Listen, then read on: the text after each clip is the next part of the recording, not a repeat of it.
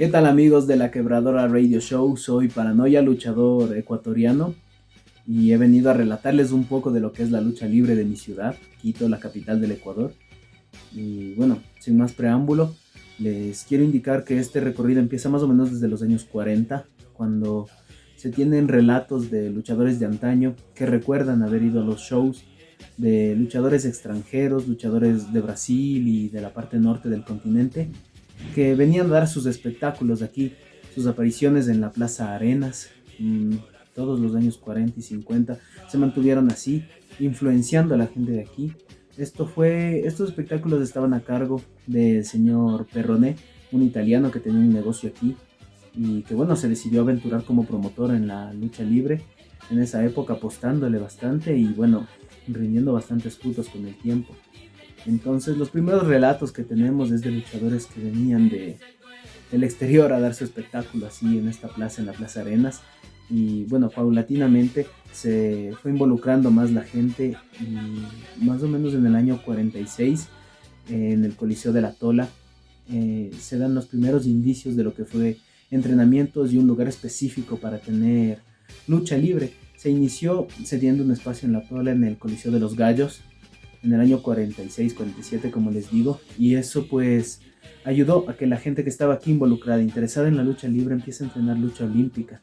Y bueno, con el tiempo empezaron a variar un poco más los entrenamientos, la gente de afuera iba dejando un poco, y con el pasar del tiempo, en el año 47, se formaliza ya una especie de asociación de lucha libre, de luchadores que les gustaba esta forma de expresión, este deporte, este espectáculo. Entonces, esto se dio a cargo de otro promotor ya, el doctor Reyes, que, bueno, en paz descanse. Tenemos el relato de su hijo que nos cuenta cómo eran los espectáculos, cómo entrenaban. Ellos habían conseguido espacios en toda la ciudad, pero específicamente se entrenaban en los coliseos, en los gimnasios donde les daban apertura a esto.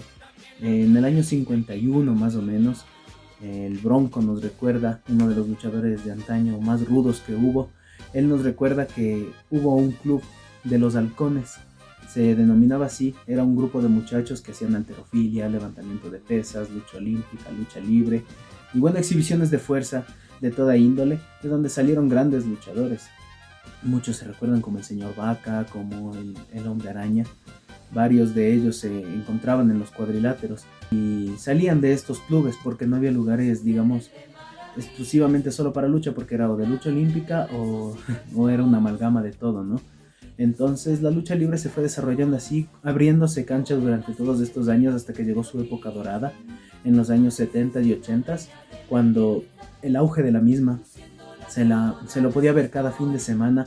Los espectadores asistían a eventos magníficos, magníficos, con figuras como eran el Búfalo, el ya mencionado Bronco, el Relámpago Torres, y bueno, más luchadores que permanecen en la memoria colectiva.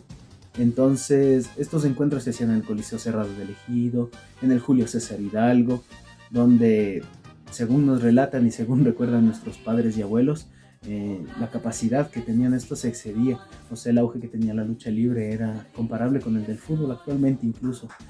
Entonces, los luchadores llegaron a un auge en los 70s y 80s que nos llevó a tener un nivel increíble, reconocido internacionalmente incluso.